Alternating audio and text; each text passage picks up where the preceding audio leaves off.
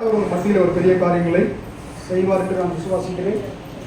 நான் இங்கே வெளியில் வரும்பொழுது உங்கள் மாஸ்டர்மா பேசிகிட்டு இருந்தாங்க. எனக்கு பெரிய ஒரு ஆச்சரியம் என்ன அப்படின்னா, நான் என்ன நினச்சிக்கிட்டு வந்தேனோ அதை அவங்க சொல்கிறாங்க. கரெக்டாக 2 விஷயத்தையும் வெளியில் இருக்கும்போது சொல்லிட்டாங்க. அல்லேலூயா. என்னன்னா, ஆண்டவர் இஸ்ரவேல் ஜனங்களுக்கு 613 கற்பனைகளை கொடுத்தார். எத்தனை கற்பனை? அதுல 2 முக்கியமானதா கொடுத்தார்.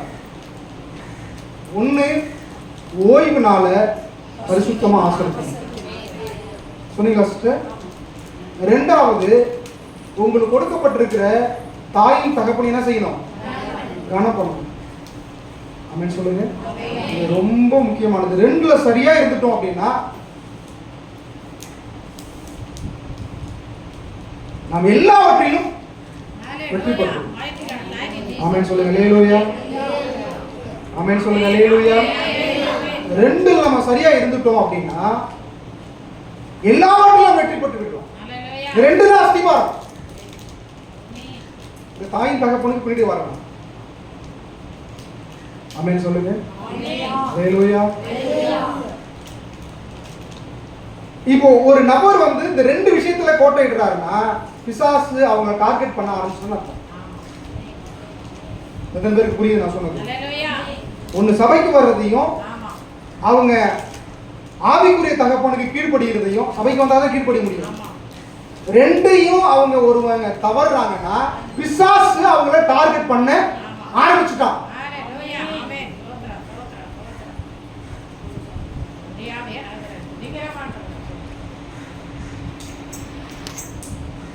ரெண்டு விஷயத்துல தவறக்கூடாது. இந்த 2 விஷயத்தை கீழ்படிச்சிட்டோம்னா மீது எல்லாத்தையும் நமக்கு ஆண்டவர் உதவி பண்ணும்.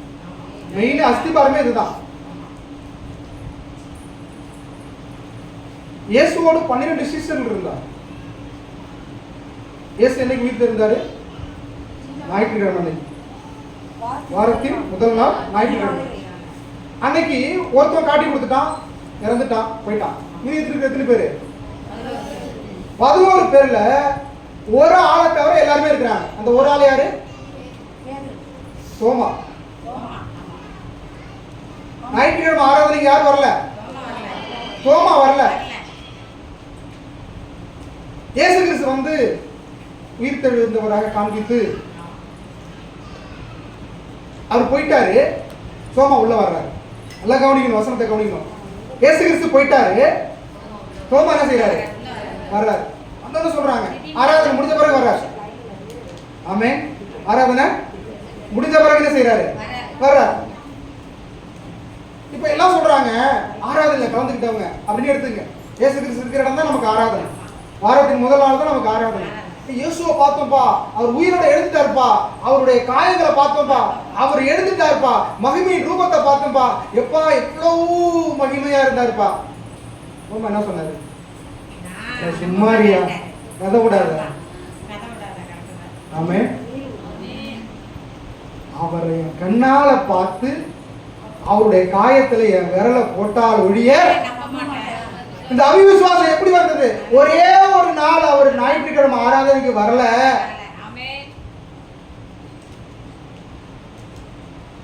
ஆண்டவர் உயிர் தெழுந்துட்டாருன்னு சொன்ன பிறகு என்ன செய்ய முடியல அவங்களால.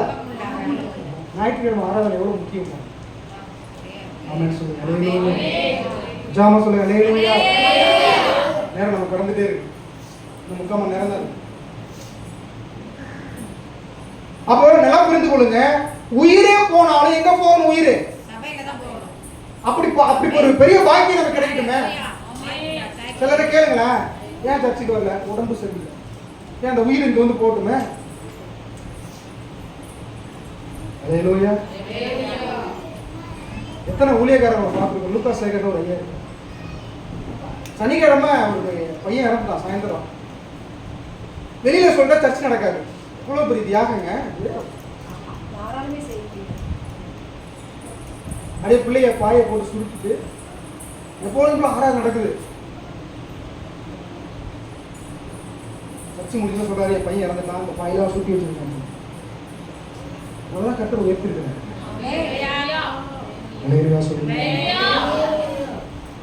இன்னைக்கு நமக்கு சொந்தமே இருக்காது. அவங்களோட சித்தப்பாவோட, அவங்க நாத்தனாவோட சின்ன குழந்தையா இருக்கிறாங்கல்ல, சின்ன குழந்தையாவோட மூத்த மருமவன். சொல்லுங்க வருஷம் சொல்லுங்க. இவங்களுடைய நாத்தனார் இறந்துட்டாங்க, அதனால போயிருந்தேன்.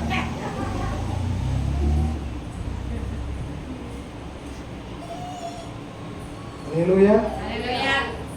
இல்ல இறந்துட்டு அதையே என்ன செஞ்சுக்கிறாங்க? ஆமென் சொல்லுங்க. அல்லேலூயா. அப்ப எழுதுங்க, மரணமே ஆனாலும் என்ன, ஜீவனே ஆனாலும் என்ன, கிறிஸ்துவின் அன்பை விட்டு. அப்ப அந்த பாட்டு என்னதான் ஆனாலும் என்ன, இந்த பாட்டு அப்பதான் எழுதினாங்க. அல்லேலூயா சொல்லுங்க. இரண்டாவது காரியம் கடந்துட்டே இருக்கு.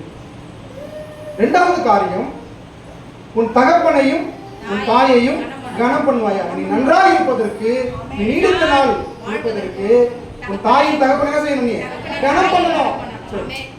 நமக்கு எத்தனை விதமான தாய் தகப்பன் இருக்கிறாங்க? ஒண்ணு நம்முடைய தகப்பன், பரம தகப்பன் நமக்கு தாயின் தகப்பனமாக இருக்கு. அல்லேலூயா சொல்லுங்க. அவரை கனம் பண்ணணும்.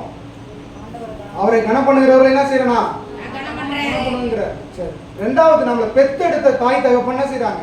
அவங்க எவ்வளவு மோசமானவங்களா இருந்தாலும், எவ்வளவு பாவியா இருந்தாலும், எவ்வளவு துன்மார்க்கமா இருந்தாலும் அவங்க என்ன செய்யணும்? நம்ம கனம் பண்ணணும்னு நமக்கு என்ன செய்யப்பட்டிருக்கிறது? பிரமாணம் கொடுக்கப்பட்டிருக்கு.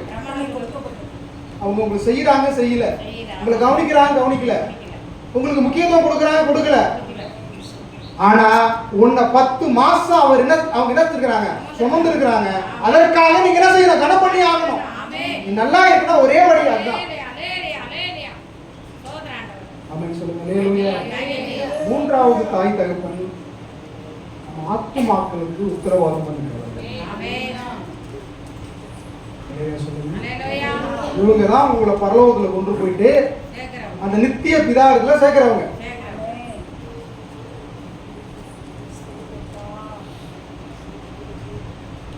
அவங்களுக்கு நாம என்ன செய்யக்கூடாது? வருத்தத்தை கொடுக்க கூடாது. உங்கள் நடத்துகிறவர்கள் உங்கள் ஆத்மாவுக்கு உத்தரவாதம் பண்ணுகிறபடியால் ஆமென் சொல்லுங்க. ஆத்மாவுக்கு உத்தரவாதி ஊழியக்காரன்.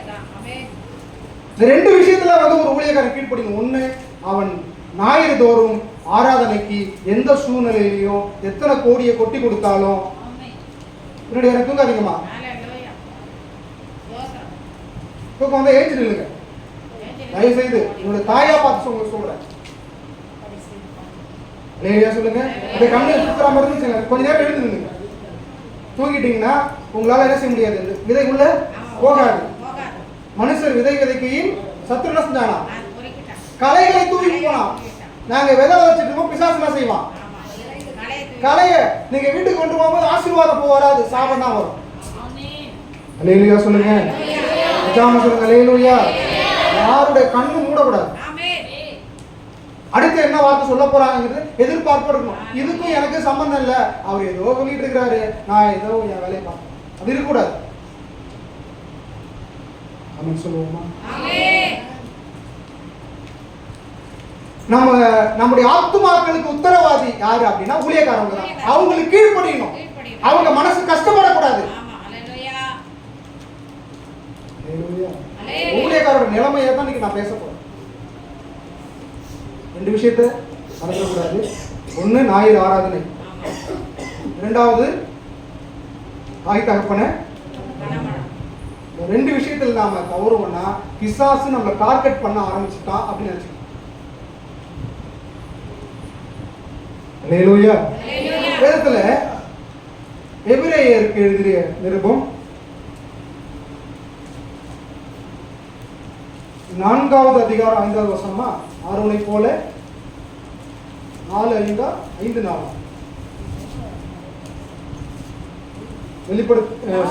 எபிரேயருக்கு எழுதிய 5:4 சீக்கிரம் வாசிங்க.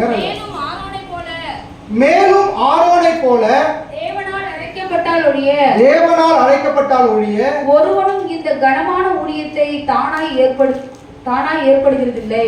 ஒருவனும் இந்த கனமான ஊழியத்தை தானாய் ஏற்படுகிறது இல்லை. ஆமென் சொல்லுங்க. அல்லேலூயா. இப்போ இந்த கனமான ஊழியத்திற்கு உங்க பாஸ்டர் அம்மாவை கர்த்தர் நியமிச்சிருக்கிறாரா? அவங்களா வந்துட்டாங்க? ஆமென் சொல்லுங்க. ஒருத்தரும் தானா செய்ய முடியாது, வர முடியாது, தானா வந்தா நிலைநிறுத்த முடியாது. ஆமென் சொல்லுங்க. அல்லேலூயா, அல்லேலூயா. இப்போ இந்த ஆரோனை பற்றி தான் நீங்க பேச போறோம். ஆரோனுடைய நிலைமை என்னங்கிறத நம்ம பேச போறோம். சரி, இந்த ஆரோன் யாருக்கு அண்ணன்? மோசேக்கு அண்ணன். சரி, இருக்கிறீங்களா? ஒரு அலையில சொல்லுங்க. இன்னைக்கு அம்மா இருக்கிறீங்களா? மோசேக்கு அண்ணன் யாரு? ஆரோன். மோசே எங்க வளர்ந்தாரு? ஆரோன் எங்க வளர்ந்தாரு? மோசே பார்வோன் அரண்மனையில ஒரு இளவரசரா வளர்ந்தார். ஆமென் சொல்லுங்க. அவர் போட்டிருக்கிற வஸ்திரம் எப்படி இருந்திருக்கும்? இளவரசருக்குரிய வஸ்திரம். அவர் போட்டிருக்கிற அந்த பாகைகள்லாம் இளவரசருக்குரியது. அவர் உண்ணுற உணவு ராஜா சாப்பாடு, ராஜ போஜனம். ஆமென் சொல்லுங்க. அல்லேலூயா. அவர் இருக்கிற இடம் அரண்மனை. ஒரே வீட்டுல பிறந்த 2 பிள்ளைங்க. ஒரு பிள்ளை எங்க இருக்குது? அரண்மனையில் இருக்கு. இன்னொரு பிள்ளை எங்க இருக்கு? அடிமையா இருக்கு. கவனிக்கணும். கவனிக்கிறீங்களா? பின்னாடி ஒரே வீட்டுல பிறந்த 2 பிள்ளைங்க. தம்பி அரண்மனையில் இருக்கிறாரு, அண்ணன் எங்க இருக்காரு? அடிமையா இருக்கிறாரு. தம்பிக்கு நல்ல சாப்பாடு, அண்ணனுக்கு என்ன சாப்பாடு? அடிமையின் கூழ். இவருக்கு ராஜ வஸ்திரம், அவருக்கு அழுக்கு வஸ்திரம். இப்போ இதை பார்த்த அந்த ஆரோனுக்கு எப்படி இருந்திருக்கும்? எனக்கு இந்த வாழ்க்கை என்ன செய்யல, கிடைக்கல. தம்பியை பார்த்து ரொம்ப நாள் இருப்பாரு, ஏங்கி இருப்பாரு. ஆமென் சொல்லுவோமா? ஜாம சொல்லுவோமா? அல்லேலூயா. இது ஒரு பக்கம் அப்படியே நீங்க கற்பனை பண்ணி பாருங்க. உங்க வாழ்க்கையில அப்படி நடந்திருக்கலாம். அவரு எந்த அளவுக்கு அவரு கீழே போனாரோ கர்த்தர் எந்த அளவுக்கு உயர்த்தினாருங்கிறத நம்ம நினைப்போம். ஆமென் சொல்லுங்க. அல்லேலூயா. இதுவரைக்கும் புரிஞ்சிருக்கும். நீங்க ஆரோனா இருந்து பாருங்க. அல்லேலூயா. ஒரு வீட்டுல உள்ள 2 பிள்ளைங்களுக்கு ஒரு முட்டை கூட வச்சுட்டா அவ்வளவுதான் முடிஞ்சிட்டு. என்னன்னா மார்க்கெட்ல இருந்து பெத்த வளர்த்த தவிட்டுக்கா வாங்கின இடையில நம்ம சொல்லிடுவாங்க, உன்னை தவிட்டு தான் வாங்கிட்டு. நம்ம அழுத அழுவ இருக்க கொஞ்சம் நெஞ்ச அழுவ, அது புரியறதுக்கே பல வருஷம் ஆயிடுச்சு நமக்கு. நம்ம தவிட்டுக்கு வாங்கல. ஆமென் சொல்லுங்க. அல்லேலூயா.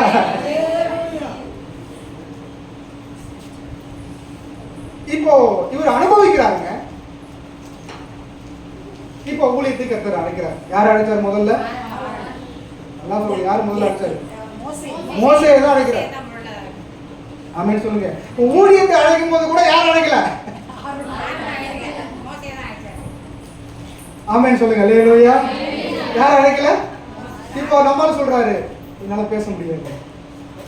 எல்லாம் பேசிக்கிட்டு இருந்தவர் தான். அது ஒரு சப்ஜெக்ட், எடுக்க வேணாம். வாக்கில் வல்லவனானான் அப்படின்னு இருக்கு. இங்க இவர் சொல்றாரு, என்னால பேச முடியல, நான் திக்குவாயும். ஆமென் சொல்லுங்க. அல்லேலூயா, அல்லேலூயா. இப்ப ஆண்டவர் சொல்றாரு, உன் சகோதரன் நல்லா பேசுறானே, அவனை உனக்கு வாயா வச்சுக்கு. நான் அவன்கிட்ட சொல்லுவேன், நீ அவன்கிட்ட சொல்லணும். அவன் போய் ஜனங்கிட்ட சொல்லுவான், பார்வன்கிட்ட சொல்லுவான். இப்ப யாரு? ஓடுக்குள்ள. அல்லேலூயா. ஆரோன் யாரு? ஓடுக்குள்ள. எப்படி இருக்கும்? எனக்கு தெரிஞ்சு பிறந்த பையன் இவன். என்ன சொல்லுவாங்க? ஏன் எச்சி பாலை குடிச்சு வளர்ந்த இவன் வந்து எனக்கு சொல்றாயா? சொல்லுவாங்க, சொல்ல மாட்டாங்களா? யாரும் ஒரு இடத்துல கூட செய்யல. அல்லேலூயா. சின்ன பிள்ளை மாறி ஓடுறாரு. சொல்றாரு, பார்வன்கிட்ட ஓடுறாரு, ஜனங்கள்ட்ட ஓடுறாரு. இதெல்லாம் அப்படியே ஆர்டர் பார்த்துட்டே இருந்தாங்க. அல்லேலூயா சொல்லுங்க. உற்சாகமா சொல்லுங்க. அல்லேலூயா. சரி, இப்போ ஊழியத்துக்கு வந்தாச்சுங்க. ஊழியத்துக்கு பிறப்புலயும் அவருக்கு மரியாதை இல்லை, ஊழியத்திலயும் என்ன இல்லை, மரியாதை இல்லை. இப்ப 2 பிள்ளைங்க வர இருக்கிறாங்க. 2-3 பிள்ளைங்க என்ன செய்யறாங்க? ஆரோனுக்கு இருக்கிறாங்க. 3 பசங்க.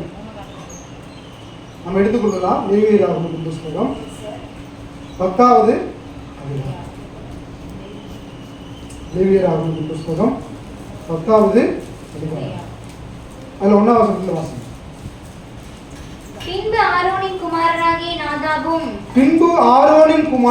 நாதாபும் அபியூவும் தன் தன் தூப கலசத்தை எடுத்து அவைகளில் அக்கினியையும் அதின்மேல் தூப வர்க்கத்தையும் போட்டு கர்த்தர் தங்களுக்கு கட்டளையிடாத அந்நிய அக்கினியை அவருடைய சந்நிதியில் கொண்டு வந்தார்கள். ஆமென் சொல்லுங்க. ஜெபம் சொல்லுங்க. அல்லேலூயா. இது என்ன அந்நிய அக்கினி? தெளிவா சொல்லப்பட்டிருக்கிறது, கர்த்தர் சொல்லாத அந்நிய அக்கினி. எல்லாம் கவனிக்கிறீங்களா? ஆமென் சொல்லுங்க. அல்லேலூயா. ஆண்டவர் மோசேயை மலைக்கு வான்னு கூப்பிட்டார். யாரை கூப்பிட்டாரு? மலைக்கு வான்.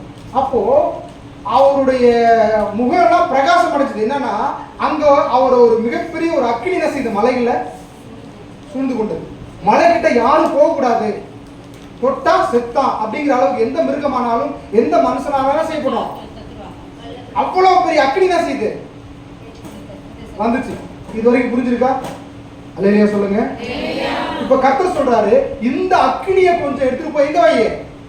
ஆசரிப்பு கூடாரத்துல. ஆமென் சொல்லுங்க. பரலோகத்துல அக்கினி இருக்கிறது. ஆமென் சொல்லுங்க. இந்த அக்கினியை தான் கர்த்தர் செஞ்சாரு, சீனாய் மலையில இறக்கினாரு. அந்த அக்கினியை தான் கொண்டு போய் எங்க வைக்க சொல்றாரு? ஆசரிப்பு கூடாரத்துல. இப்ப ஆசாரோட மிக முக்கியமான வேலை என்னன்னா, அந்த அக்கினி அமஞ்சு போகாம இரவு பகல்ல செய்யணும், பாத்துக்கணும். ஆமென் சொல்லுங்க. அல்லேலூயா. வள்ளலார் இருந்தார்ல, சாப்பாடு போட்டு இருக்காரு. என்ன ஒரு வடலூர்ல அவர் பத்த வச்ச அடுப்பு இன்னைக்கு வரைக்கும் எரிஞ்சுக்கிட்டு என்ன இருக்கும்? அந்த அடுப்பு என்ன செய்யல? அணையில. ஆமென் சொல்லுங்க. இது மாதிரி ஆசாரிகள் என்ன பண்ணணும்னா, அந்த அக்கினி என்ன செய்யக்கூடாது? அவித்து விடக்கூடாது. ஆமென் சொல்லுங்க. அல்லேலூயா. இப்போ ஆண்டவர் யார அங்க கொண்டு வர்றாரு? ஆரோனுடைய 2 பிள்ளைகள். இந்த பிள்ளைகளோட பேர் வாசிங்க. நாதாபும் அபியூவும். அவன் பேரை மறக்க கூடாது. இப்ப என்ன பண்ணாங்க இந்த 2 பேரும்? என்ன பெரிய கர்த்தருடைய அக்கினி, வெளியில இருந்து கொஞ்சம் கொண்டு போயிடுவோம். ஒரு காலத்துல நம்ம முன்னோர் இந்த ஐயாக்கெல்லாம் சினிமா மாதிரி இருக்கிற பாட்டு என்ன செய்யக்கூடாது, இந்த டோன் என்ன செய்யக்கூடாது, அந்த வாய்ஸ் கூட வரக்கூடாது. ஆமா ஆமாவா இல்லையா? அந்த வாய்ஸ் கூட என்ன செய்யக்கூடாது, அந்த டோன்ல ஒரு ராகத்துல கூட என்ன செய்யக்கூடாது, வரக்கூடாது. இப்போ கொஞ்சம் காலம் மாறிடுச்சு. என்னாச்சுன்னா சினிமா டோன்ல பாடல்கள் வந்துச்சு. இப்போ என்ன வந்துச்சுன்னா சினிமா பாட்டே பாடுறாங்க, ஆறாணியில பாடுறாங்க. இன்னும் தெரியாத உலகம் தெரியாதவங்களா இருக்கிறீங்களா? மதுரை ஜஸ்டின் அடிச்சு பாருங்க, சினிமா பாடல் எல்லா சினிமா பாட்டும் அங்கே பாடுறாங்க.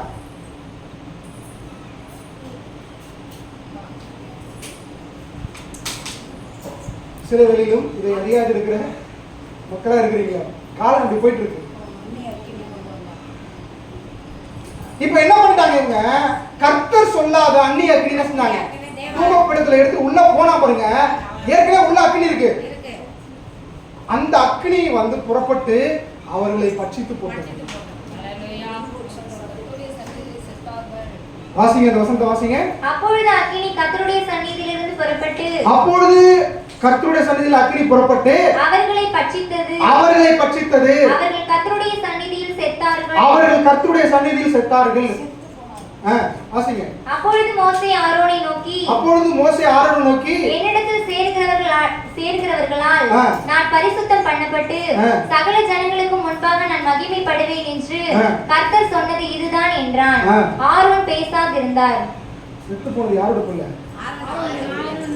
மோசே சொல்ற, பாத்தியா என் பவரை பாத்தியா? அது ஒரு விதத்துல நியாயம். ஆனா ஒரு தகப்பனா இருந்து 2 பிள்ளைங்க செத்து கிடக்கிறத பார்த்துட்டு ஒரு தகப்பனுடைய மனநிலைமை எப்படி இருக்குயா? நல்ல கவனிங்க. பொறப்புல இருந்து அவருக்கு சந்தோஷம் இல்லை, நல்ல உணவு கிடையாது, நல்ல வஸ்திரம் கிடையாது, நல்ல வீடு கிடையாது. இப்ப பாக்குறோம் ஊழியத்துக்கு வந்துட்டு நல்ல பேர் கிடையாது, ஓடுக்குள்ள வேலை தான் பார்த்துட்டு இருக்கிறாரு. இப்போ கண்ணு முன்னாடி 2 பிள்ளைங்க அண்ணி அக்கடியை உள்ள கொண்டு வந்துட்டு கண்ணு முன்னாடி கருகி செத்து கிடக்குறாங்க. ஒரு அப்பாவுடைய மனநலம் எப்படி இருந்திருக்கும்? ஒரு வார்த்தை கூட பேச முடியாம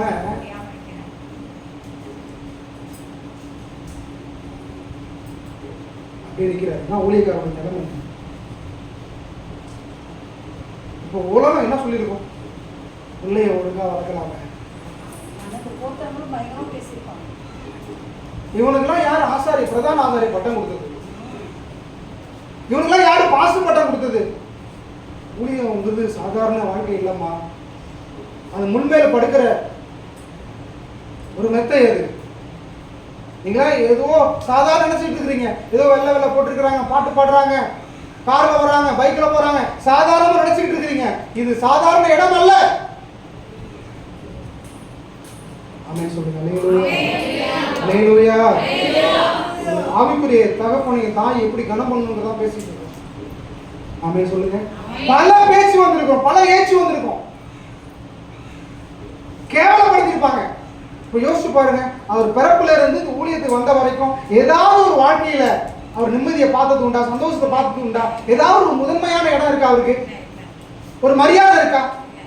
கொஞ்ச நெஞ்ச இருந்த மரியாதை பிள்ளைங்க காணாச்சு. கொஞ்ச நெஞ்ச இருந்த மரியாதையும் இல்லைங்க. இவர் பாக்குறவங்க பாருங்க, அங்கேயே போட்டு போகுது, பிள்ளைங்களை ஒழுங்கா வளர்க்கல, அவ்வளவோ பேசியிருப்பாங்க. அல்லேலூயா. ஜாம சொல்லுங்க. அல்லேலூயா. அல்லேலூயா. 2 கோத்திரமும் போர்க்கொடி தூக்குறாங்க. ஒரு கட்டத்துல கோராகின் புத்திரர்கள் எதிர்த்துனாங்க. கோராகு யாருங்க அப்படின்னா அவங்க லேவி கோத்திரம் தான். கோராகு யாரு? லேவி கோத்திரம் தான். ஆனா ஆரோனுடைய சந்ததியில வர்றவங்க தான் யாரு ஆசாரியத்துவம் கொடுக்கணும், பிரதான ஆசாரியத்துவ பட்டம் கொடுக்கணும். இவன் தூக்குறான். நான் ஏன் உள்ள போக கூடாது? நான் லேவி கோத்திரம் தானே. சொல்லுங்க. கிட்டத்தட்ட இவன் இந்த கோத்திரத்தை மட்டும் இல்ல, 12 கோத்திரத்தையும் தூண்டி விடுறான். 12 கோத்திரத்துல 250 பேர் என்ன செய்யறான்? இந்த தூப கலசத்தை எடுத்துட்டு நாங்களும் என்ன செய்வோம்? உள்ள போவோம் அப்படின்னு போறான். அல்லேலூயா. உற்சாகமா சொல்லுங்க. அல்லேலூயா. எல்லாரும் அல்லேலூயா சொல்லுங்க. 12 பேரும் இந்த 250 பேர் என்ன செய்யறான்? தூப கலசத்தை எடுத்துட்டு நாங்களும் போறோம் அப்படின்ட்டு உள்ள போறோம்.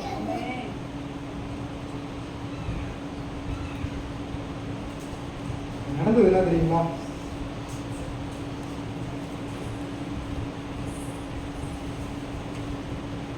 எடுத்துக்கொள்ளலாம். என்னாகமத்தின் புஸ்தகம்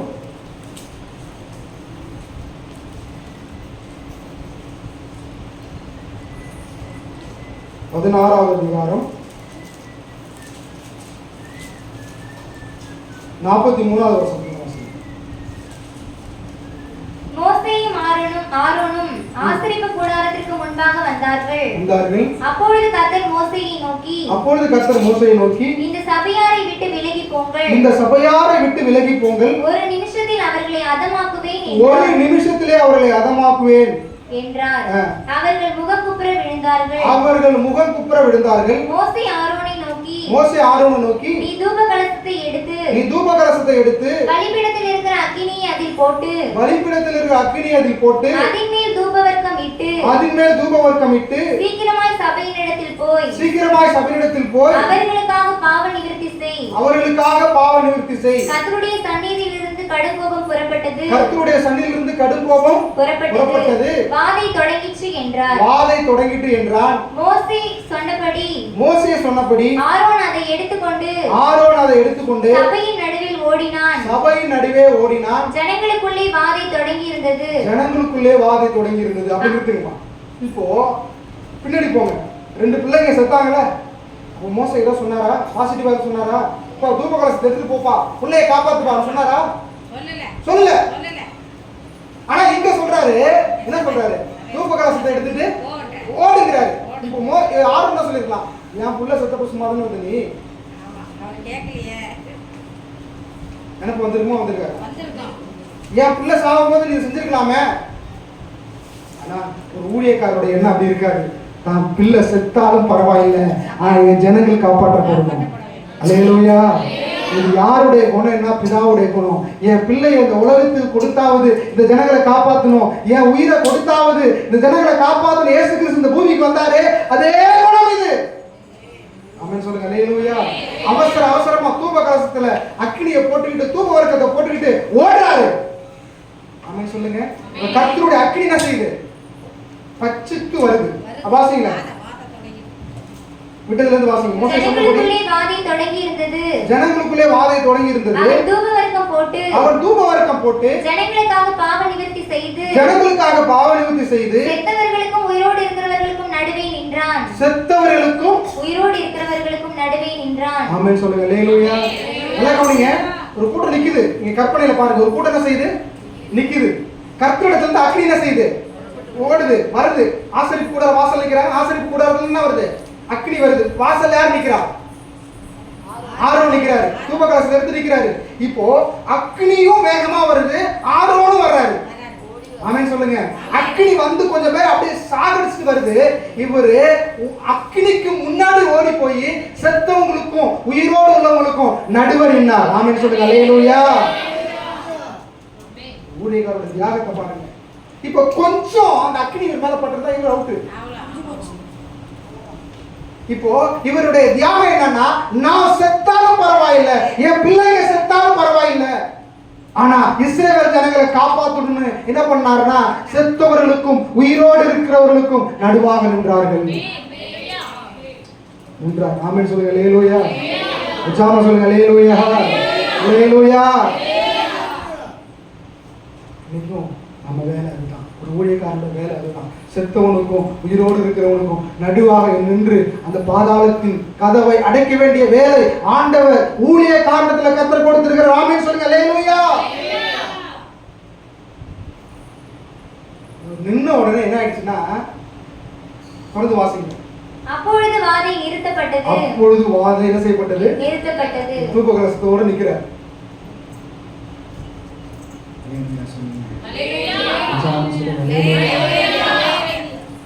என்ன பேசினா நிறைய பேசிட்டே போகலாம், நேரம் இல்லை.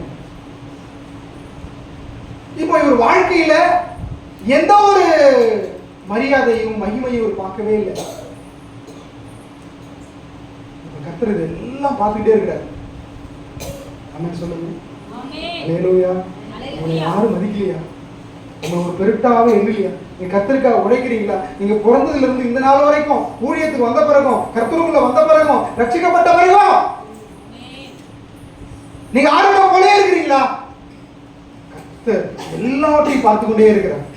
ஆமென் சொல்லுங்க. அல்லேலூயா. இப்போ ஆண்டவர் ஆரோனை மகிமைப்படுத்த நினைச்சிட்டாரு. அல்லேலூயா சொல்லுங்க. சொல்லுங்க. அல்லேலூயா. ஆரோனை கர்த்தருக்காக ஓடுகிற ஒரு ஓட்டம் கூட வீணா போகாது. நீங்க விதைக்கிற விதை ஒரு நாளும் அது தரிசா போகாது. நீங்க ஜெபிக்கிற ஜெபம் அது வீணா போகாது. ஆண்டவருக்காக உழைச்ச உழைப்பு அது வீணா போகாது. நீங்க வடிச்ச கண்ணீர் அது வீணா போகாது. நீங்க கொடுத்த காணிக்கை வீணா போகாது. நீங்க செய்த ஊழியம் அது வீணா போகாது. நீங்க எல்லாத்தையும் ஆண்டவர் கணக்கு வச்சிருக்க. இப்போ ஆரோனை அவர் மகிமைப்படுத்த நினைச்சிட்டாரு. இப்போ என்ன செய்யறாரு? மோசேட்ட சொல்றாரு, 12 கோத்திரத்துக்கு 12 கோல் எடுத்துருவோம். சொல்லுங்க. அந்த 11 கோலுல அந்த இஸ்ரவேல் யாரோட பேர் எழுதுங்க? முற்பிதாக்களுடைய பேரை எழுதுங்க. ஆனா லேவி கோத்திரத்துக்கு யார் பேர் எழுதிருக்கணும்? லேவியோட பேர் தான் எழுதிருக்கணும். ஆண்டவர் சொல்றாரு, லேவியோட பேரை எழுதாத, ஆரோனுடைய பேரை எழுதுங்க. சொல்லுங்க. அல்லேலூயா. 11 கோத்திரத்துக்கும் 11 முற்பிதாக்களோட பேரு. ஈதா கோத்திரத்துக்கு ஈதா பேரு, ரூபன் கோத்திரத்துக்கு ரூபன் பேரு, பென்யமீன் கோத்திரத்துக்கு பென்யமீன் பேரு, இசக்காருக்கு இசக்கார். ஆனா லேவி கோத்திரத்துக்கு யார பேரை எழுதி இருக்கணும்? லேவி பேரெல்லாம் எழுதி இருக்கணும். ஆனா கர்த்தர் சொல்றாரு, லேவி கோத்திரத்துடைய கோல்ல ஆரோனுடைய பேரை எழுது. கர்த்தர் உயர்த்துறதுக்கு ஒரு காலத்தை வச்சிருக்காரு. அது வரைக்கும் சோர்ந்தே போக கூடாது. நான் கொடுக்குறேன், நான் ஜெபிக்கிறேன், நான் ஓடுறேன், நான் உழைக்கிறேன், எல்லாம் நல்லா இருக்கிறாங்க. சில நேரத்துல விதையை விட களம் நல்லா இருக்கு. விதையை விட பயிரை விட களை என்ன செஞ்சுட்டு ரொம்ப ஓங்கி வளருது. கோதுமை என்ன செய்யுது? ஓங்கி வளருது. ஆனா முடிவு ஒண்ணு இருக்கு, இது அறுத்து களஞ்சியத்தில் சேர்க்கப்படும். அது என்ன அழியாத அக்கினியிலே போகும். நீங்கள் கலைகளை பார்த்து சோர்ந்து போகாதீர்கள். கர்த்தர் உங்களை ஏற்ற காலத்தில் உயர்த்தும்படி அவருடைய பலத்த காலத்திற்குள் அடைகிறார். இதோ சீக்கிரம் வருகிறேன், அவனவன் செய்யத்தக்கதான கிரியை என்னோடு கூட வருகிறது. ஆமென் சொல்லுங்க. ஆண்டவர் சொல்றாரு, நீங்க கலைகளை பிடிக்கிறாருங்கப்பா. அந்த கலைகளை பிடிக்கிறேன்னு சொல்லி எதை பிடிக்கிறீங்க? கோதுமையை பிடிக்கிறீங்க. அது வளர 2 வளரட்டும். அர்த்தம் என்னன்னா 1000 குற்றவாளிகள் தப்பிக்கலாம், ஆனா ஒரு நிரபராதி கூட செய்யக்கூடாது, தண்டிக்கப்பட்டுட கூடாது. ஆமென் சொல்லுங்க. 1000 துன்மார்க்கன் 1000 கலைகள் அவன் செழித்திருக்கலாம், ஆனா ஒரு நீதிமான் கூட பாதிக்கப்பட்டு விடக் கூடாது. கர்த்தர் உண்மையில் வராரு. உற்சாகமா சொல்லுங்க ஹல்லேலூயா. என்னை விட அது உயரமா வளர்ந்துருக்குது, எனக்கு வர்ற தண்ணியில தான் வளருது, எனக்கு வர்ற மருந்துல தான் வளருது, எனக்கு அடைச்சிருக்கிற வேலிக்குள்ள தான் வளருது, ஆனா என்ன விட உயரமா இருக்கு. கவலைப்படாதீங்க, கர்த்தர் உங்களுக்கு ஒரு ஏற்ற காலத்தை வச்சிருக்கிறார். ஹல்லேலூயா. உண்மையில் இந்த மனுஷன் பரிபூர்ண ஆசீர்வாதத்தை பெறுவான். கர்த்தருடைய வைராகியத்தை செய்யும். கர்த்தர் செய்வார். நீங்க ஓடுற ஓட்டம் வீணா போகாது, நீங்க வடித்த கண்ணீர் வீணா போகாது, நீங்க ஜெபித்த ஜெபம் வீணா போகாது. ஆண்டவர் சொல்றாரு, லேவி புத்திரருடைய கோலில ஆரோட பேர் எழுது. நான் யாரை தெரிந்து கொள்றேனோ அந்த கோல் என்ன செய்யும்? ஆமென் சொல்லுங்க. உற்சாகமா சொல்லுங்க ஹல்லேலூயா. 8வது வசனம் 17-8 வாசிங்க. மறுநாள் மோசே சாட்சியின் கூடாரத்துக்குள் பிரவேசித்த பொழுது இதோ லேவியின் குடும்பத்தாருக்கு இருந்த ஆரோனின் கோல் குளிர்ந்திருந்தது. ஒரு அல்லேலூயா சொல்லுங்க. உற்சாகமா சொல்லுங்க ஹல்லேலூயா. அது துளிர் விட்டு பூ பூத்து வாதுமை பழங்களை கொடுத்தது. ஆமென் சொல்லுங்க ஹல்லேலூயா. உற்சாகமா சொல்லுங்க ஹல்லேலூயா. இப்போ சமஸ்த இஸ்ரவேலே பாக்குது. அடிமையா இருந்தாயா? தம்பிக்கு வாயா இருந்தாயா? தம்பிக்கு ஓடு பிள்ளையா இருந்தாயா? உலகமே சொல்லுச்சு அவன் பிள்ளைகளை ஒழுங்கா வளர்க்கல, அவன் பிள்ளைகளை செத்து போயிட்டியா, உலகமே அவனை பரியாசம் பண்ணுது. ஆனா எல்லாருக்கும் முன்னாடி அவன் கோலை கர்த்தர் துணிக்க பண்ணினார். ஆமென் சொல்லுங்க. இன்னைக்கு வரைக்கும் அது வார்த்தை சொல்கிறது, ஆரோனை போல அழைக்கப்பட்டால் ஒழிய கனமான ஊழியத்திற்கு ஆமென் சொல்லுங்க. உற்சாகமா சொல்லுங்க ஹல்லேலூயா. ஹல்லேலூயா. உங்க வாழ்க்கையில் நீங்க ஆரோனை போல இருக்கலாம்.